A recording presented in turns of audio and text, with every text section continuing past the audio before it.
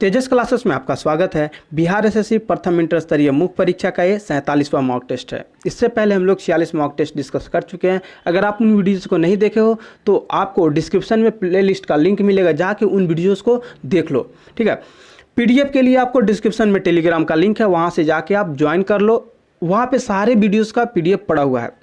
यह आपको सुबह 7:30 बजे अपलोड कर दिया जाता है। अगर आपको नोटिस नहीं आता है तो आप एकदम 7:01 में 100% जाकर देखो, वहाँ पे वीडियो अपलोड मिलेगा। आगे बढ़ने से पहले कुछ बातें आप लोगों से शेयर करनी है। देखो, इससे पहले हम लोग 46 मॉक टेस्ट किए हैं, जिसमें 20 हम लोग किए हैं यूनिक पब्लिकेशन का, 17 किए हैं प्लेटफॉर्म का, और आज स्पार्क का हम लोग 10वां मॉक टेस्ट कर रहे हैं। आगे कौन से पब्लिकेशन का मॉक टेस्ट करना है आप लोग ज़रूर अपना व्यू दीजिएगा। आगे बढ़ने से पहले 2-3 और बातें। पहला तो आप लोग कॉपी और पेन लेके बैठ जाओ। दूसरा, आप इस 75 क्वेश्चन में कितना कर रहे हो उसको आपको कमेंट करना है। तीसरा, प्रत्येक प्रश्न के बाद आपको 5 सेकंड का समय मिलेगा, जिसमें आपको पहले खुद से अटेम्प्ट करना है। आज का पहला प्रश्न है, भारत में सर्वाधिक चांदी उत्पन्न करने वाला प्रदेश कौन सा है? इसका आंसर होगा ऑप्शन डी। देखो, भारत में सबसे ज़्यादा चांदी राजस्थान से हमें प्राप्त होता है। अगला प्रश्न है, प्राइमरी कलर्स पुस्तक किसने लिखी है? तो प्राइमरी कलर्स पुस्तक जे क्लोन। देखो, कभी कभी जो क्लाइन या गुमनाम ऐसे करके भी दिया जाता है, तो आप लोग इसको याद कर लेना, जे क्लोन के द्वारा। अगला प्रश्न है, सी ऑफ ट्रैंक्विलिटी स्थित है? तो सी ऑफ ट्रैंक्विलिटी आपको चंद्रमा पर स्थित है। चलो, इसके बारे में हम लोग कुछ जानते हैं। सी ऑफ ट्रैंक्विलिटी यह शांत सागर चंद्रमा पर स्थित है। चंद्रमा का पृष्ठ भाग जहां सूरज की किरणें नहीं पहुंचती है, पृथ्वी से हमें नहीं दिखाई देता है, इसी भाग को ही शांत सागर कहते हैं। अगला प्रश्न है, शाइलॉक कौन सी पुस्तक का मुख्य पात्र है? इसका आंसर हो जाएगा option A, merchant of Venice के। अगला प्रश्न है, संरचनात्मक बेरोजगारी किस कारण से उत्पन्न होती है? इसका आंसर होगा ऑप्शन ए, स्फीति की दशा में। अगला प्रश्न है, अमेरिका द्वारा खाड़ी युद्ध में किस पर और कब आक्रमण किया गया था? देखो, इसका आंसर हो जाएगा ऑप्शन सी, इराक 20 मार्च 2003 को। ठीक है, अगला प्रश्न है, भारत की मुख्य भाषा को किस अनुसूची में शामिल किया गया है? इसका आंसर हो जाएगा ऑप्शन ए। देखो, ये 8वीं अनुसूची में शामिल किया गया है। वर्ष 2003 में 100वें संविधान संशोधन द्वारा 4 नई भाषाओं को 8वीं जो अनुसूची है उसमें शामिल किया गया था, जिसके बाद क्या है, टोटल 22 भाषाएं हो गए थे, जिसको हम लोग 8वीं अनुसूची में शामिल किए हैं। अगला प्रश्न है, भारतीय संविधान में कहा गया है कि हिंदी क्या है? इसका आंसर हो जाएगा ऑप्शन ए, भारत की राष्ट्रभाषा होगी। अगला प्रश्न है, क्विट्जल किस देश की मुद्रा है? इसका आंसर हो जाएगा ऑप्शन सी, ग्वाटेमाला की मुद्रा है। अगला प्रश्न है, देखो अगले प्रश्न से पहले एक क्लास का शेड्यूल है। यहाँ पे अभी हम लोग जो नया शेड्यूल में डाले हैं वो करंट अफेयर्स। अभी फिलहाल मैं 2 दिन डाला हूँ टॉपिक वाइज करंट अफेयर्स, जैसे एक दिन स्पोर्ट्स चलेगा, इस दिन फिल्म फेयर चलेगा, एक दिन अवार्ड चलेगा, एक दिन इंपॉर्टेंट ऐप्स वगैरह चलेंगे। ठीक है, और मैथ और रीजनिंग का भी आप लोगों के लिए इंट्रोड्यूस कर दिया हूँ। आप लोग इसको पढ़ लो, मैं आगे बढ़ता हूँ। अगला प्रश्न है, रूस का बाकू क्षेत्र निम्नलिखित में से किसके लिए जाना जाता है? तो पेट्रोलियम उत्पादन के लिए यह क्षेत्र जाना जाता है। अगला प्रश्न है, रविंद्रनाथ टैगोर रचित जन गण मन सर्वप्रथम किस वर्ष प्रकाशित हुआ था? इसका आंसर हो जाएगा ऑप्शन सी, 1911 ईस्वी में। अगला प्रश्न है, भारत का national atlas and thematic mapping organisation निम्नलिखित में से किस स्थान पर अवस्थित है?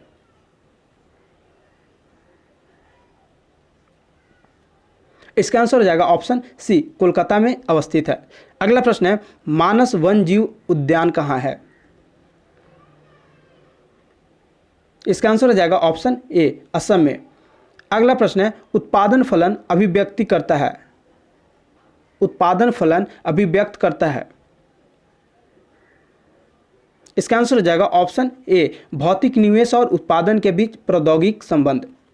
अगला प्रश्न है, 8470 मीटर की ऊंचाई पर विश्व का 5वां सबसे बड़ा पर्वत कौन सा है?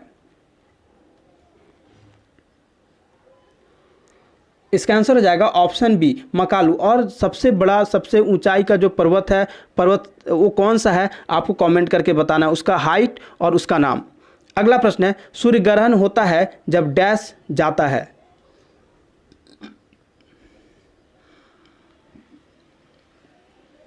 इसका आंसर हो जाएगा ऑप्शन बी सूर्य और पृथ्वी के बीच चंद्रमा आ जाता है। अगला प्रश्न है भारत में अंतिम मुगल सम्राट कौन था। तो देखो भारत में जो अंतिम मुगल सम्राट था वो था बहादुर शाह द्वितीय। 1857 के विद्रोह के पश्चात अंग्रेजों ने बहादुर शाह जफर को बंदी बनाकर रंगून भेज दिया और रंगून जेल में ही बहादुर शाह की मृत्यु हो जाती है। तो देखो बहादुर शाह कहीं ऑप्शन में है नहीं है, ऑप्शन डी हो जाएगा। अगला प्रश्न है पहली मुस्लिम आक्रमणकारी सन 712 में भारत आया था, उसका क्या नाम था। इसका आंसर हो जाएगा ऑप्शन डी मोहम्मद बिन कासिम। अगला प्रश्न है भारत में सर्वप्रथम 16 अप्रैल 1853 को प्रथम रेलगाड़ी चलाई गई, उस समय भारत का गवर्नर जनरल कौन था। इसका आंसर हो जाएगा ऑप्शन बी लॉर्ड डलहौजी, उस समय भारत के गवर्नर जनरल थे और रेलवे का जनक भी लॉर्ड डलहौजी की ही कहा जाता है। अगला प्रश्न है पंडित जवाहरलाल की निम्नांकित कृतियों में से किस पर दूरदर्शन सीरियल बन चुका है। इसका आंसर हो जाएगा ऑप्शन ए भारत एक खोज। अगला प्रश्न है जहांगीर का मकबरा कहां पर है।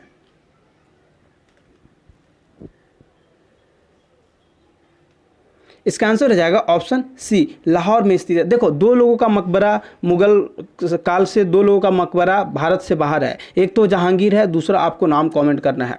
अगला प्रश्न है उत्पादन लागत पर सकल घरेलू उत्पाद जीडीपी होता है।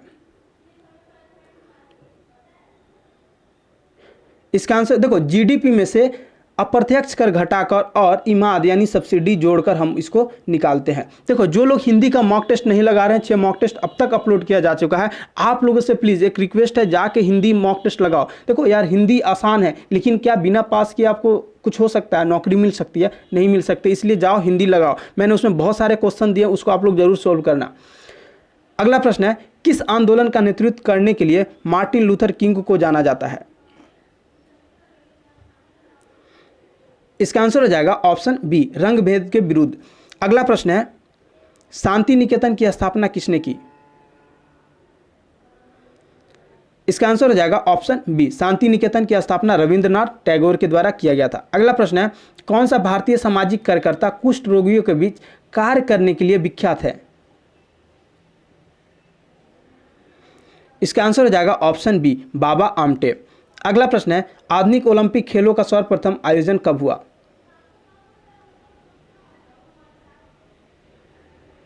देखो आधुनिक जो ओलंपिक खेल है उसका आयोजन सबसे पहले 1896 ईस्वी में हुआ था, यानी ऑप्शन डी हो जाएगा। अगला प्रश्न है डंकन पास अवस्थित है। तो डंकन पास आपको दक्षिणी अंडमान और लघु अंडमान के मध्य में, ऑप्शन ए हो जाएगा। अगला प्रश्न है भारत के दक्षिणतम बिंदु क्या है। ये तो बहुत आसान प्रश्न है, आप सब इसका आंसर दे दोगे। इसका आंसर हो जाएगा ऑप्शन बी इंदिरा पॉइंट। अगला प्रश्न है लाला लाजपत राय किसके विरुद्ध प्रदर्शन कर रहे थे जब वे पुलिस बर्बरता के शिकार हुए। इसका आंसर होगा ऑप्शन डी साइमन कमीशन। अगला प्रश्न है माता टीला बहुउद्देशीय परियोजना किस राज्य में स्थित है।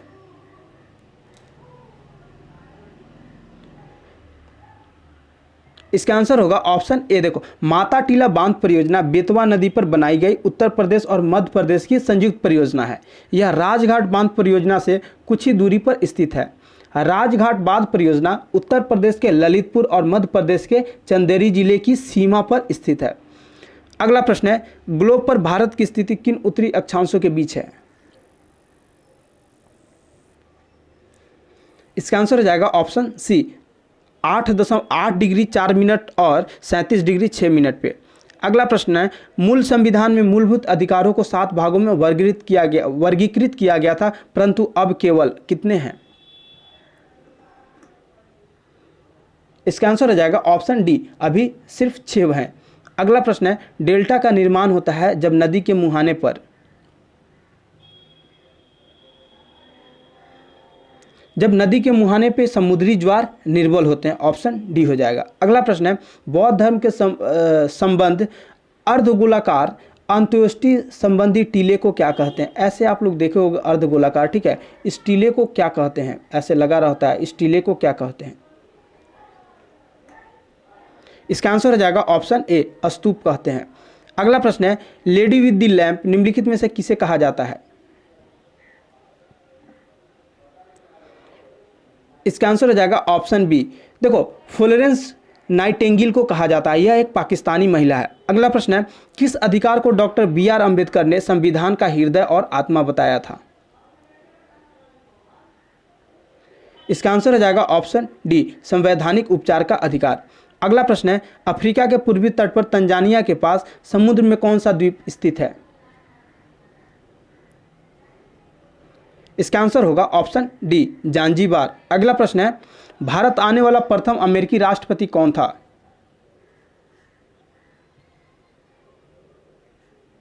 इसका आंसर होगा ऑप्शन ए, आइजनहावर। अगला प्रश्न है, भारत के राष्ट्रीय पक्षी मोर को कब मान्यता प्रदान की गई? इसका आंसर हो जाएगा ऑप्शन डी, 1952 ईस्वी में। अगला प्रश्न है, कागज का आविष्कार सर्वप्रथम कहां हुआ था? तो इसका वही आंसर होगा जो कोरोना वायरस को जहां पे आविष्कार हुआ था, यानी चीन में। ऑप्शन बी हो जाएगा। अगला प्रश्न है, द बेटर मैन किसकी कृति है? द बेटर मैन किसकी कृति है?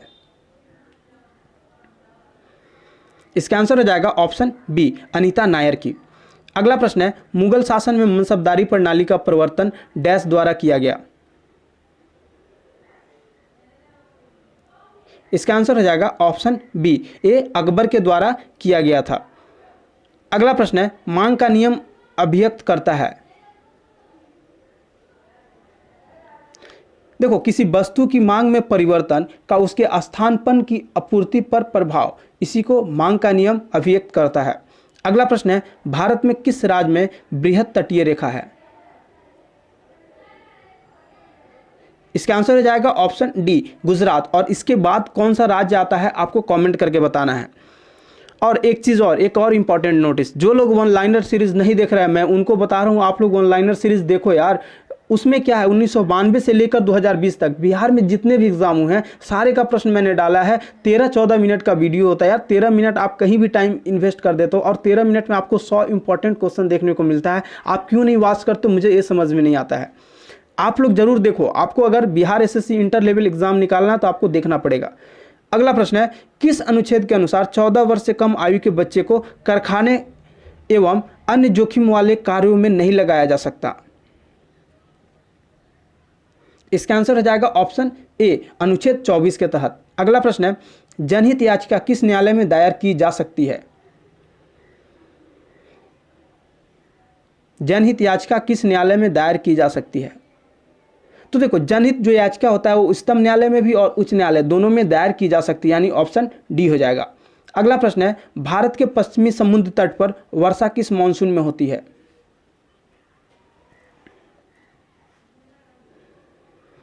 तो मैं इससे पहले कुछ चीज़ें बता दूं आपको। भारत के जो पश्चिमी समुद्र तट पर वर्षा दक्षिणी पश्चिमी मानसून के वजह से होती है, ठीक है। पश्चिमी तट पर वर्षा की गहनता समुद्र तट से दूर घटने वाली मौसमी स्थितियां एवं अफ्रीका के तट के साथ भूमध्य रेखीय जेट प्रवाह की स्थिति पर निर्भर होती है। ऑप्शन डी हो जाएगा। सूची 1 को सूची 2 के साथ सुमेलित कीजिए और सूचियों के नीचे दिए गए कूट का प्रयोग कर सही उत्तर चुनिए।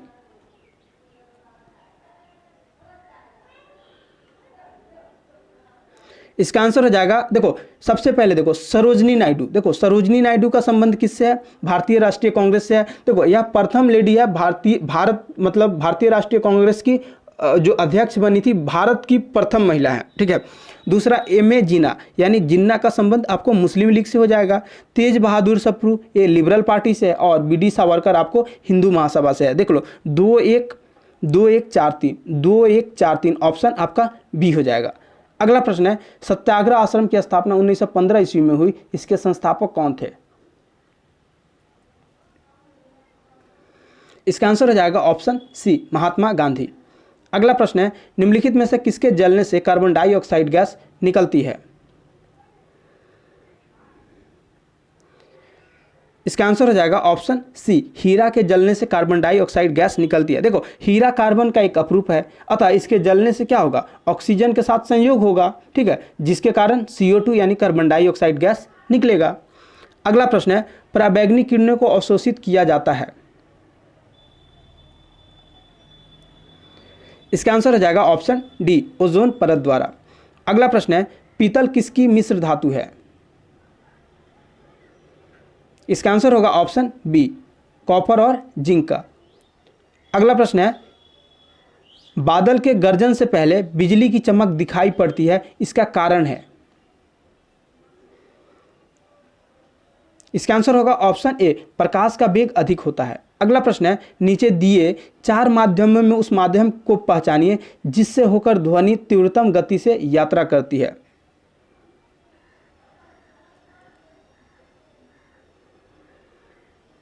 इसका आंसर हो जाएगा ऑप्शन ए, सबसे ज्यादा लकड़ी में। अगला प्रश्न है, बल्ब फूटने पर तेज आवाज होता है क्योंकि। इसका आंसर होगा ऑप्शन ए, इसके अंदर शून्य होता है यानी वैक्यूम होता है। अगला प्रश्न है, मां का दूध शिशु के लिए लाभदायक होता है क्योंकि।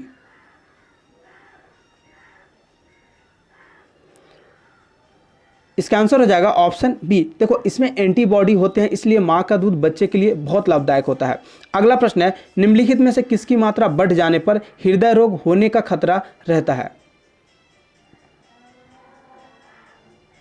इसका आंसर हो जाएगा ऑप्शन सी, कोलेस्ट्रॉल बढ़ जाने पर हृदय रोग का खतरा बना रहता है। अगला प्रश्न है, दाढ़ी बनाने के लिए डैश दर्पण काम में लाते हैं।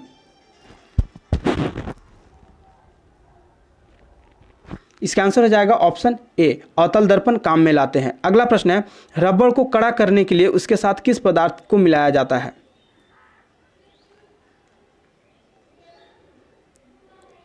तो रबड़ को कड़ा करने के लिए उसमें सल्फर को मिलाया जाता है। देखो जो लोग डाउट डिस्कशन ग्रुप नहीं ज्वाइन किया आप लोग प्लीज जाके ज्वाइन कर लो, और जो लोग भी पोस्ट करते हैं ना उसको आप लोग आंसर दिया करो। आप लोग सिर्फ मेरे ऊपर छोड़ देते हो नहीं यार, आप लोग एक्टिव मेंबर बनो और वहां पे आप लोग दो, ठीक है। एक आप लोगों के लिए खुशखबरी है, मैं ग्रुप में अभी करंट अफेयर सीरीज स्टार्ट कर रहा हूँ, उसका क्विज में डालूंगा वहां पे, तो आप लोग टेलीग्राम में भी एक्टिव रहा करो। अगला प्रश्न है, गुरुत्वीय त्वरण जी का मान होता है। इसका आंसर होगा ऑप्शन ए, 9.8 मीटर पर सेकेंड। अगला प्रश्न है, स्पष्ट प्रतिध्वनि तभी सुनी जा सकती है जब परावर्तन सतह की ध्वनि स्रोत से न्यूनतम दूरी हो, लगभग कितना दूरी पे होगा। इसका आंसर हो जाएगा ऑप्शन बी, 17 मीटर, कहीं कहीं आपको 16.8 मीटर भी दिया रहता है। अगला प्रश्न है, डायनेमो का कार्य है।